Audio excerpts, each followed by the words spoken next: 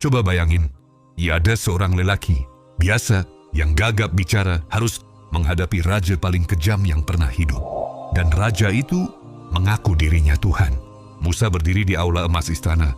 Pasukan berlapis baja di sekeliling, tak ada tempat lari, dan Firaun menatapnya seperti melihat debu yang bisa dia injak kapan saja. Aku diutus oleh Tuhan semesta alam, kata Musa. Ruangan langsung hening. Beberapa prajurit menelan ludah. Firaun tertawa, tawa yang keras dan palsu. Siapa Tuhan itu, wahai Musa? Musa tak mundur.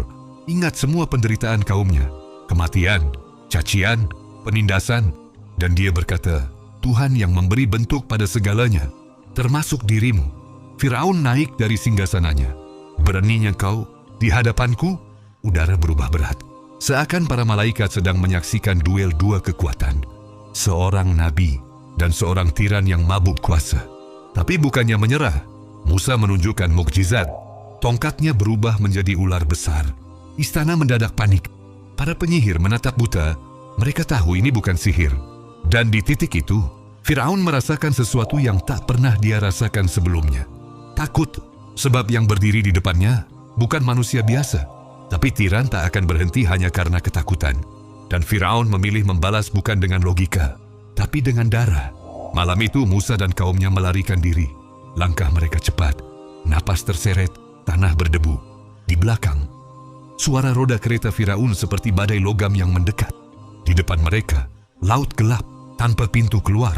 Di belakang, kematian, kaumnya panik, kehilangan harapan. Tapi bersama Tuhanku, dia akan memberi jalan, ujar Musa.